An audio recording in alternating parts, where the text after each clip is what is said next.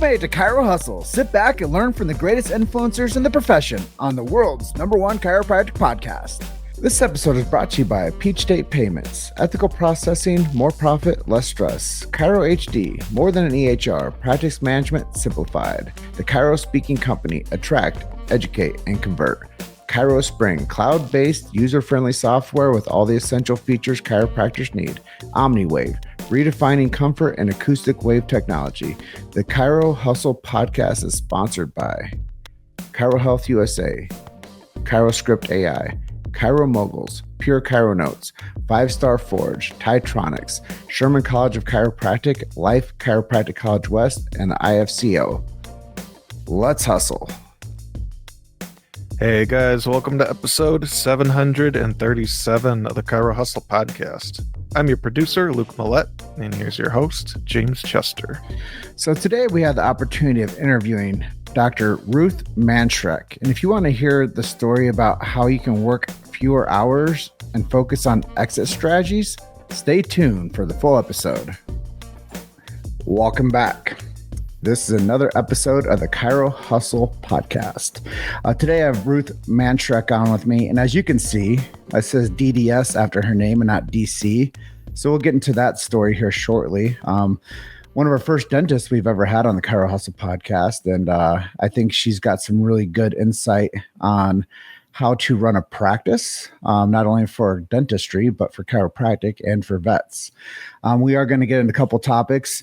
How chiro and dentistry is similar from practice models, and maybe some ideas about how to maximize your time as a practitioner.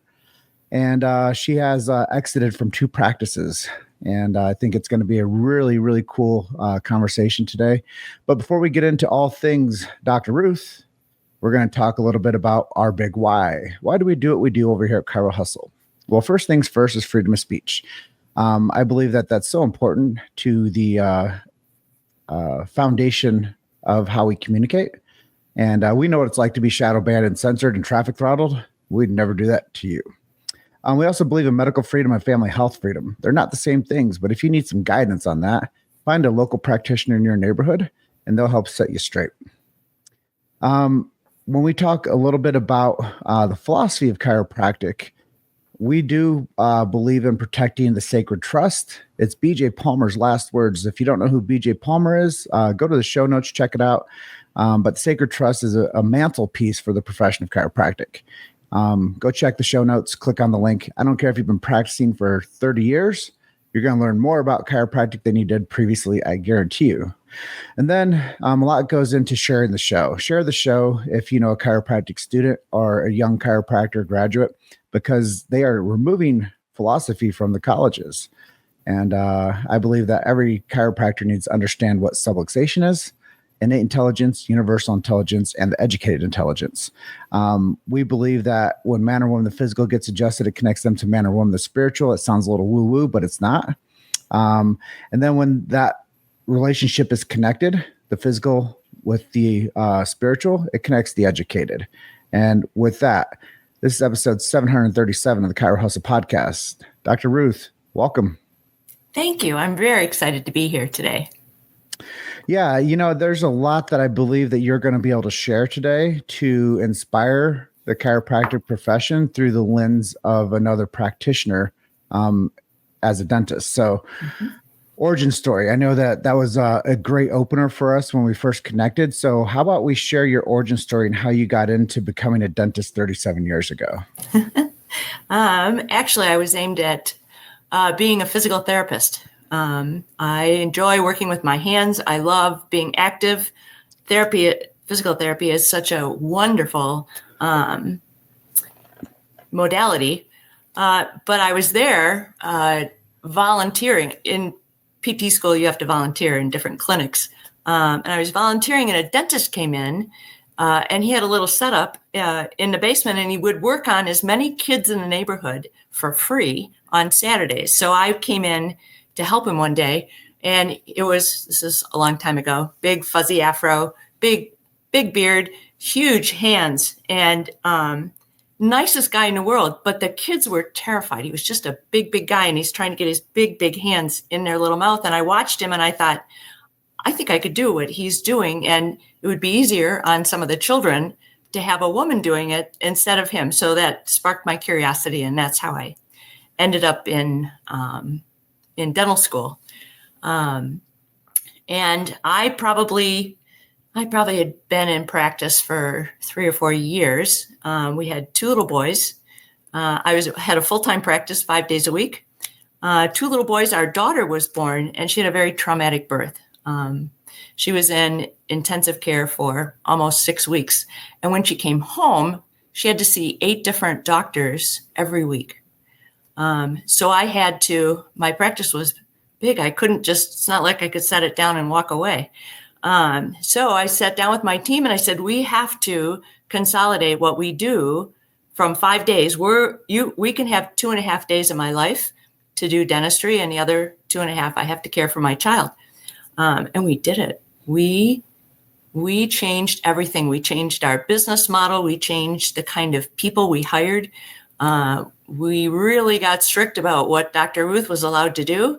And it came down to, if I didn't need my handpiece in my hand or my license to do it, I wasn't allowed to do it in the office. But it worked. In fact, even after we had this problem with my daughter, and she always wants me to tell, she's tired of me telling this story. She always wants me to tell people she's fine. She's got her master's, she's married, she's living her full life. And chiropractic was a part of that also, just so you know. We never went back to the 5 days a week. We always practiced at 2.5 days a week.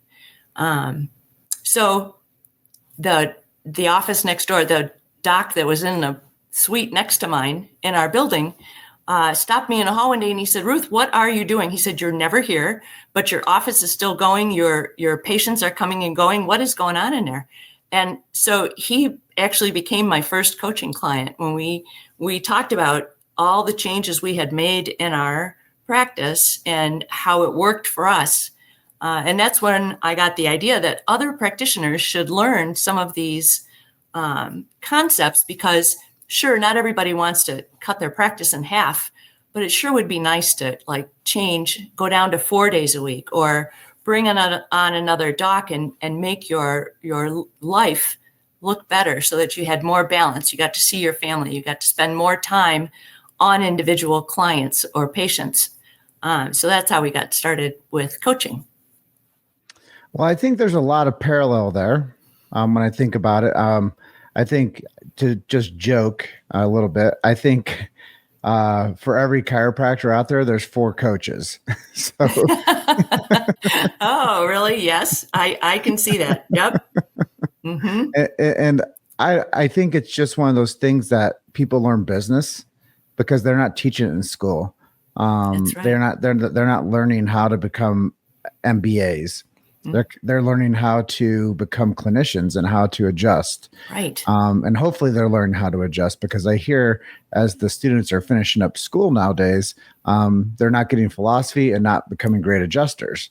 So right. They have to get supplemental coaching and they have to get supplemental technique work to where they can be optimal chiropractors.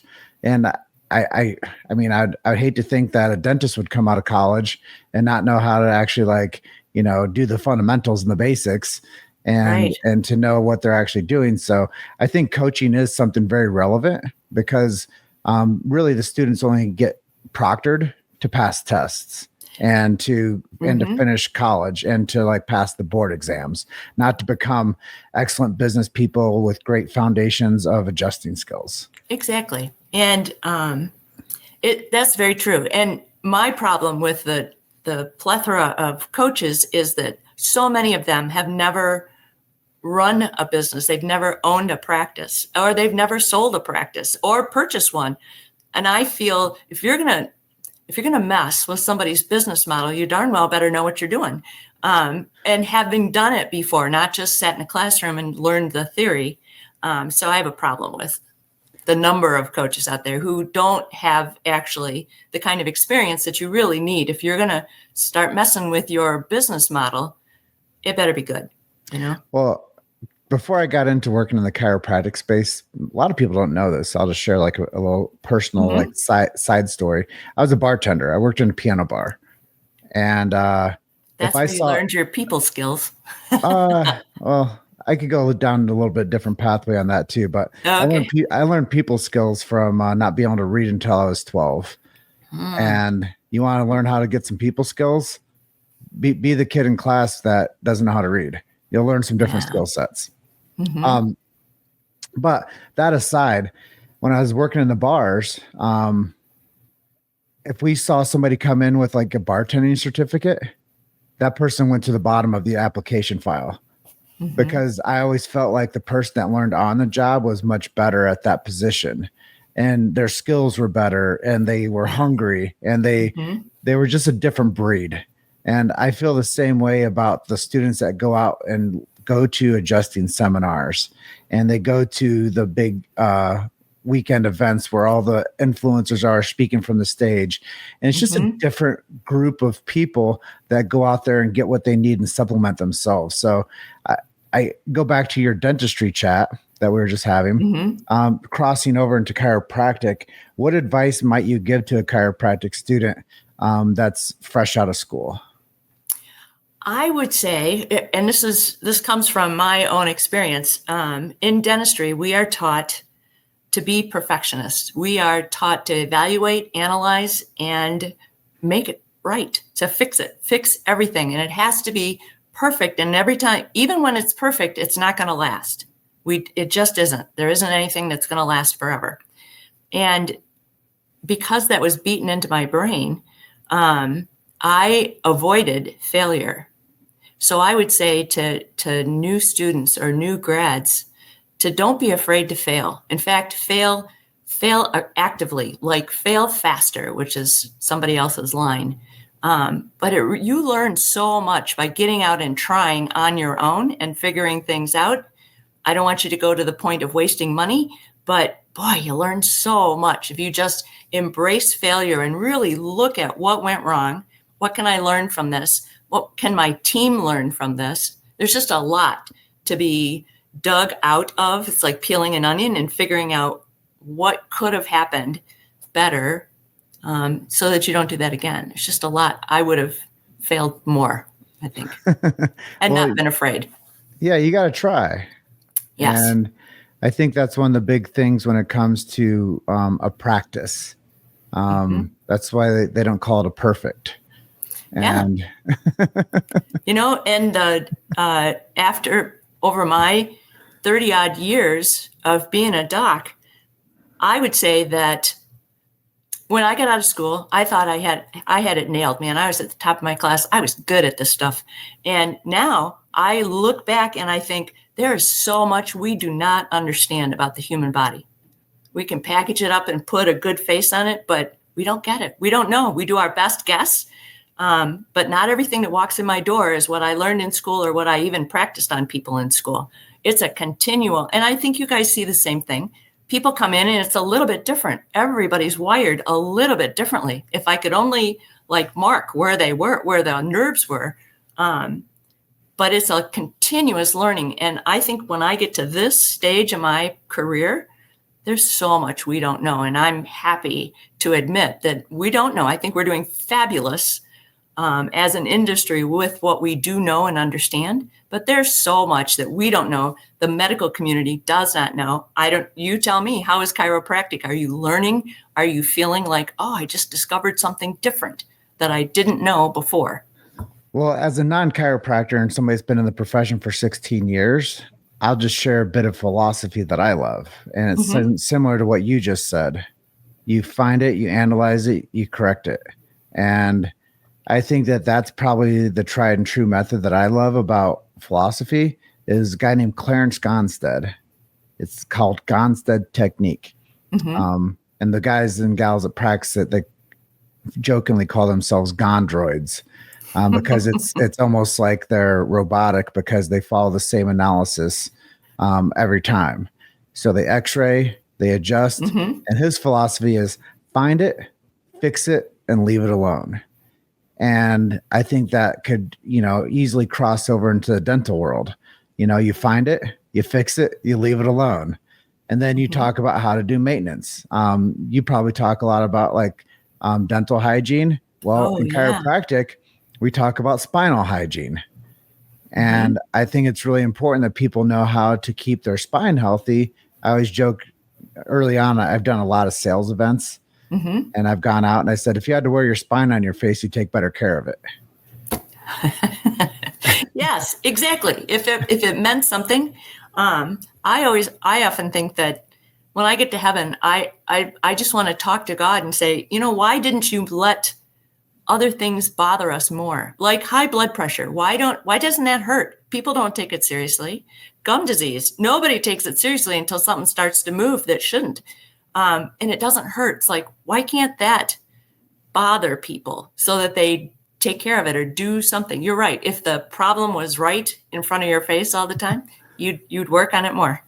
Yeah. And that's the thing that I think the dental industry nailed it on is your teeth are attached to your face and cosmetic look does matter. And, that's one of the things is if the spine was on the face and you had to pay attention to it, you'd have less spinal decay, less spinal degeneration, the same way that we look at decay of teeth. When I was working in a clinic for my first time, they made me, well, they didn't make me, they allowed me to go out and do professional networking groups. And one of those was the chamber group. Mm-hmm. So I'd go out and I'd do the 10-minute talk in front of the other professional groups, like the other business owners. Mm-hmm. And you'll like this, I think, because I correlated an abscessed tooth with spinal inflammation and what it looks like to have a misalignment of the spinal joint, which we call subluxation. And I said, check it out. If this tissue is the same tissue that is surrounding your spinal joint, you just can't see it, but it looks just as inflamed as this abscessed tooth and this gum that's all gnarly and red. But that's what your backache looks like, but you can't see it. But this is a representation of swollen tissue that I'm going to show you. And that probably doesn't look good, does it? Well, if you ever have a backache or neck pain, this is what the tissue around your spinal joint looks like. And then later in life, I would always tell people that the issues are in the tissues. And exactly. And inflammation. In my career, we've learned so much about the process of inflammation and how, again, we're learning more and more about how to keep that under control or what to do to avoid it. But boy, we didn't have any of that when I started. We're getting there, but geez, there's so much we don't know. I think we're just silly to say that we know everything. I said it when I got out of school. mm-hmm. So chiro and dental similarities. Let's pair them together. How do you see them as similar? We work in a private practice setting or a clinic setting. We have a team, and it's very important that the philosophy or the culture that the doc brings to the practice, because a lot of us, we go into private practice because we don't want to just swallow somebody else's methodology for how we're going to treat our patients. We want to do it our way. And so we go out on our own, but it means that we need to corral people that have our same thought process, who are going to understand how we want our patients treated, how we're going to look at care, how we're going to talk to them afterwards. The whole process is going to be the same. And I think or at least that's what I find in many offices. So your culture in a chiropractic office is evident as soon as somebody walks in the door or they call the office, because the person that answers the phone, you're going to search for the right answers. You're going to treat them with respect. You're going to make them feel important and that you're listening to them. All of that, the whole process is the same in dentistry. We all, in my dental office, we all treat the patient the same way. We all sing the same song so that it's consistency and the patient doesn't get confused. They understand they're loved, they're cared for, and we're going to look out for them, and we're going to keep reaching out to them. We use a recall system. You guys have a little different system for keeping people in your maintenance type program, or at least connection wise. so that you don't let them go off, because it's just going to come right back if they don't maintain it. So the mindset behind the two worlds are very, very similar. So that brings up an interesting question to me. Thinking about the patient, day one, they told me that we'd care more about the patient than they would themselves. And keeping people under care, I think you guys do a really great job of that. What is the success rate if you don't schedule a follow-up visit for somebody after their treatment? Oh, they're not only going to lose ground, but we're going to redo. We're going to have to start over and redo. Very similar. And like you said, that people just don't, as soon as the pain goes away, people feel like, I'm just going to go back to maintaining or not maintaining it the way I used to. Even people who get implants, the biggest factor in the success of an implant is how the patient takes care of it after it's been designed and cemented in or screwed in or however it is. If they don't take care of it, it's all for naught, So it's vital in our industry that we hang on to those people as best we can. Otherwise, what you said, they just start all over again. Well, you only take care of the teeth you want to keep, right? There you go. Yes. Only brush and floss the ones you want to keep. Floss, right. Yeah. Yeah, if you have to choose brush or floss, I say floss. Okay. Yeah. See, because gum disease doesn't hurt. Oh, darn it. I wish it did. I want to know why it doesn't. You've made it to Chiro Hustle. Sit back and learn from the greatest influencers in the profession on the world's #1 chiropractic podcast. This episode is brought to you by Peach State Payments, ethical processing, more profit, less stress. Chiro HD, more than an EHR, practice management simplified. The Chiro Speaking Company, attract, educate, and convert. Chiro Spring, cloud-based, user-friendly software with all the essential features chiropractors need. OmniWave, redefining comfort and acoustic wave technology. The Chiro Hustle Podcast is sponsored by Chiro Health USA, ChiroScript AI, Chiro Moguls, Pure Chiro Notes, 5-Star Forge, Titronics, Sherman College of Chiropractic, Life Chiropractic College West, and the IFCO. Let's hustle. I think that the conversation is it's vital, and I think that people that have healthy spines and have healthy teeth, they have healthy bones, and a lot of people don't regard teeth as bones, but they are, and that the more that we have better quality teeth and better quality spines, we have better quality vitalism. And honestly, if you start root canaling people or pulling teeth out, their vitalism isn't as high. They lose some quality of life when people start changing their bite structures, or or having like no teeth. Like, you're closer to less vitality when we have more dental disturbances and more spinal disturbances. Mm-hmm. And I think that that's where I see the correlation.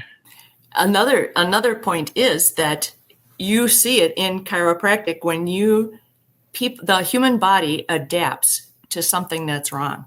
And when you take x-rays and you look at the hips and the shoulders of someone and find the can't, that's the body adapting. And to the patient, unless it's extreme, they're good with it because it makes it better, and it's not as scary as what you might do. Same thing in my office. People adapt, they change the way they bite because something is uncomfortable or it moves, their teeth move and it scares them. So they change how they chew, they change how they talk. And so they think that's okay because it's less scary than stepping into a dental office and saying, I have this problem and maybe you should fix it. Do you know what I mean? Mm-hmm. So adaptability of the human body is a wonderful thing, and yet it makes our job harder because the patients don't take it seriously fast enough. Well, it's maladaptive. And when somebody goes through those physiological shifts and behavior, it's going to change the way that they speak. It's going to change the way that they sleep. It's going to, potentially make them snore. It's going to potentially make them have more downstream life-changing effects that aren't positive. So they always say no pain, no problem. But I do think it's important for people to get their mouth checked and their spine checked. So honestly, this is a really great conversation. But I know you did want to talk about business. I do. Business strategies and working less in the office. And I know you have 5 areas that you want to touch on. Yeah. So the first thing, and we built this all off of what my team and I did when we contracted our practice years ago. The first was we had to build some really robust systems. We made systems for everything. And many docs ask, well, where do I get started on building systems into what I do? All of us have a few systems.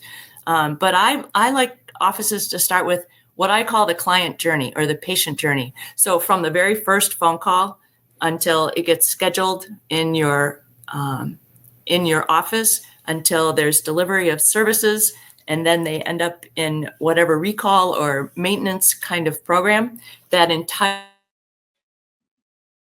process, like who's responsible for each step along the way. How do you know if there's a good job, a bad job? What did we miss? And then how do you communicate when from one step to the next, what information needs to be communicated to who? So it sounds like a lot of structure, sounds like a lot of walls, a lot of containers. And it is, but it gives your team a lot of creativity and flexibility in how they do their job. If they know the little box of what they have to do for this step, I have to get to this result, and I can get there however I want, as long as I check off all the boxes that our culture in the office says we need to have. And one of the hard parts about keeping assistants and front desk people, any part of our team, is a challenge sometimes to hang on to.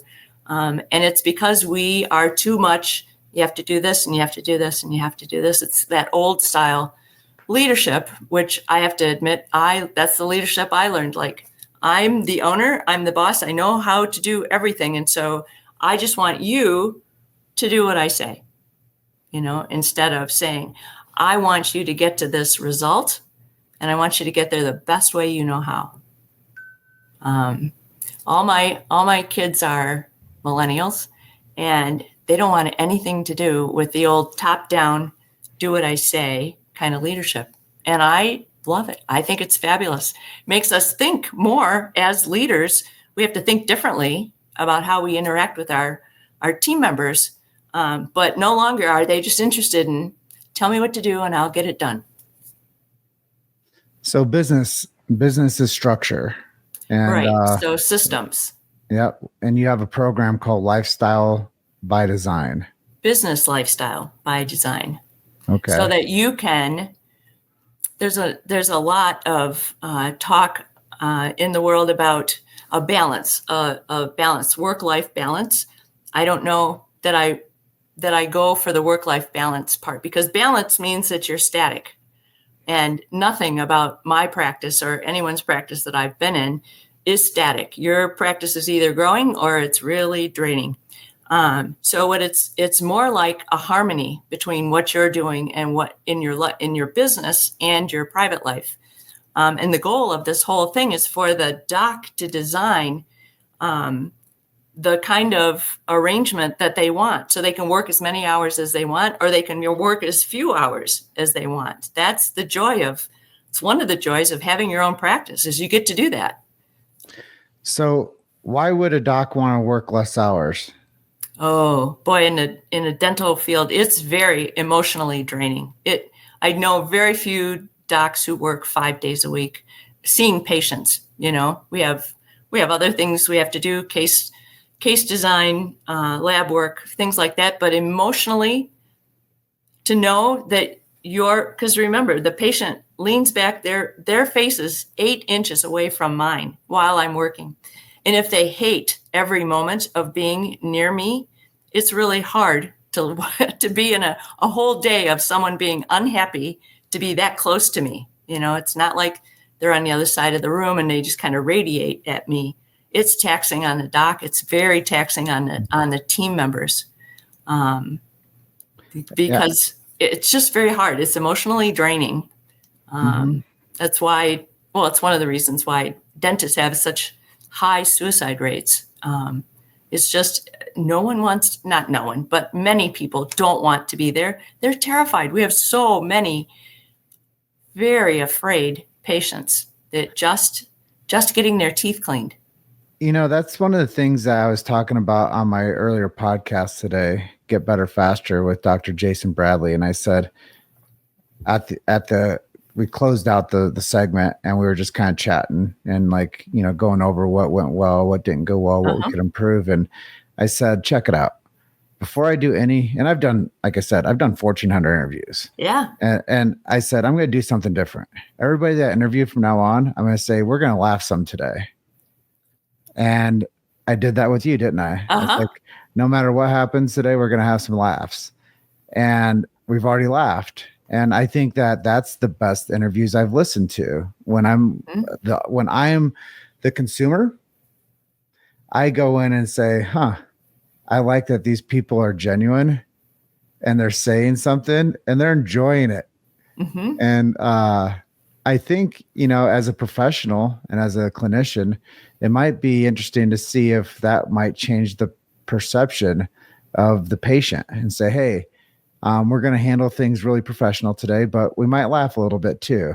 I think that's a wonderful idea, And it leads in to break down the barrier of terror. And I do know that we're vibrational frequency humans, and that if somebody's vibrational frequency is a low tone and we're emitting that, and that's like a receiver, we're receivers of each other's energy. And if somebody is constantly emitting negative vibe or negative energy, and you're the practitioner, there's no way that you're not going to be the one to absorb that. So I think if we can pre-frame people's state of mind coming into a setting where they might not be so happy to be there, and you kind of, I guess what I call it is a reframe or a pattern interrupt, that you can say, hey, today we're going to have fun, but I'm going to give you the best care possible. And I'm going to treat you professionally, but it's okay to laugh sometimes too. You might see the outcome for both practitioner and for practice member might be a little bit more fun to deal with. So that's just my takeaway from this conversation with you. Yep. And when I was at the end of my practice career, one of the docs in our office would sing. When he had a long appointment with a patient, he would sing, and you could hear it all through, and it just made everybody smile. He had a very good voice, but it just kind of got made it, it's not less professional, but it's just a little relaxed, It clears the air. Yeah. And it's just a different frequency. 534 hertz is the frequency of love. And I believe that sound frequencies can be soothing and healing. And one of my mentors who got me into the chiropractic profession, Fred Schofield, he plays classical music at his clinic because he believes that it changes the brain patterns of the concentration for the patient while they're in his facility. So and there's so much research that shows that. That's why the big manufacturing companies play classic rock on the production floor, because it makes you work faster. Yeah. So yes, the vibration of music, the tempo, the beat, all of it has a huge effect on humans. We're the same. Yeah. So when we can emit like good vibrational frequency to each other, people pick up on that. And that's another thing is Dr. Jason, he's like, I just want to let you know, like his wife's name is Rachel. He's like, when you and Rachel and I walk into the room, people realize it and they recognize it because we change the tone of the room when we show up, because people know that we're there and they pick up on our energy. And I think the same could be said about the other side of the story of people that aren't clear on business and they're not clear on procedures and they're swimming in student loan debt and they don't know how to build the business or the practice or connect with the community. Yeah. Those are the people that need good guides. And if they have a good guide like yourself, now they're going to find ways to find their happy spot and they can flourish and find purpose. And then they can become the mentor in the future. Right. I love it. Very well said. Yeah. I know that we were going to talk a little bit about getting out of practice. And you said maybe we should say that for another episode, but I know there's people out there that are probably at 10 years in practice, 20 years in practice, 30 years in practice that will listen to this episode and they'll be like, wow, she's been practicing for 37 years. And now she's teaching people how to run successful practices within chiropractic, dentistry, and veterinarians. How does that look? And I know it's probably a big cumbersome question, but how can we simplify that so people can understand that they can do it too? So, and again, I teach all this stuff about selling your practice because I sold one of my practices and did a really terrible job. I had no idea what I was doing. And instead of asking for lots of help, I just did the best I could. Anyway, so there are several things that you can do so that you don't have that horrendous feeling that I had when I was done. I was crushed. My baby, my business that I had created was gone, and I didn't like how the exit looked. And probably the best thing you can do if you're thinking about what am I going to do when I sell my practice is to start early. Start really early. Don't wait because no matter how good your practice is, there are changes that need to be made before it's what they would call sellable. Before you would approach a broker or a colleague, there are things you need to get in order. And the very first step is to figure out what you as the doc really want. You know, do you want to sell it and then stay for 4 years or 5 years and keep working, but not worry about how the practice is run? Do you want to walk out the door and never come back after you sell it? Those are important things. You can do it any way you want. You just have to find a buyer who wants to do it the same way. So it's good to start thinking about that early. The other thing you can do is there's always this idea that buyers are only going to be interested in a practice if it has big revenue. I have to increase my revenue. And actually, you want to increase the value of your practice as much as you can before you sell it. But big revenue is not always the solution for everything. It's kind of like Goldilocks and the Three Bears.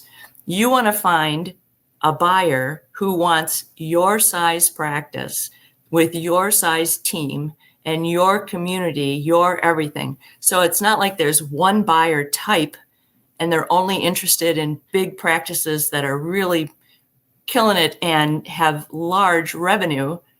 They want exactly what fits their style. So it's good to, as a seller, to figure out what is yours, what is your style, what is the value that you want to sell it at, and go from there instead of thinking that they only want, big value. The other thing you can do is to think about what's risky about my practice. How can I decrease risk? Because if the buyer works with a broker, they're going to say this and this and this and this about your practice is risky, so we don't want to buy it. Risk looks like if you have producers in your office, if a large percentage of your revenue comes from one producer, that looks like a risk to a buyer because that person may leave when the doc leaves. When this transaction happens, that part of the team might walk out the door. If you have one referral partner, if you're networked into the community and you have one referral partner that sends you the bulk of your referrals to the eyes of a buyer, that's a risk because if that referral partner doesn't like the new doc, what are you going to do? There go all of your leads, all of your potential patients. So those are things to consider. Look at competitive advantage. Docs are notorious for not taking credit for all the wonderful things that you put into your practice. You have a certain way of doing things. That's called intellectual property. And with the right coaching and a good attorney, you can get credit for that. You don't have to give all those parts away in your business for free. And the other thing is having a practice that's turnkey easy is much easier to sell. If you're an owner doc and you're working 80 hours a week, you're not really selling a practice, you're selling a job. And not many buyers are looking. Most entrepreneurs are entrepreneurs because they don't want a job. So you need to make it as easy as possible for a new buyer to just step in, and your team and your systems and your culture all move right along, no matter who's sitting in the head doc seat. Well, I think there's a lot of sound advice right there. And I'm so thankful that you shared that at the end. I think that the gold waited to the last minute with us. The old saying, save the best for last. Mm-hmm. And I believe that there's no mistakes in God's economy. And I believe that you shared some really good wisdom there for anybody that is building a practice. And, they used to say in real estate that you'll make the house nicer to sell it than what you did when you lived in it. And I think that philosophy still goes for small businesses, transactions too. Mm-hmm. And I am so thankful that you're on with me. I do have another show coming up here in a few minutes. So I did want to let people know where to find you if they wanted to connect with you or work with you.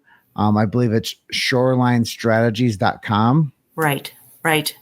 And we have some resources for your listeners. If they go to workfewerhours.com, there's a resource, it's a checklist. And if they go to prepitnow.com, there's a checklist for what to think about before you get your practice ready to sell. Prep It Now, guys. Check it out. And Shoreline Strategies. And what was the other checklist? Workfewerhours.com. Workfewerhours.com. Dr. Ruth, thanks for being on with me today. You're episode 737 of the Chiro Hustle Podcast. Awesome. Very cool. Thank you so much. Yeah. And like I always close out, guys, you're just one story away.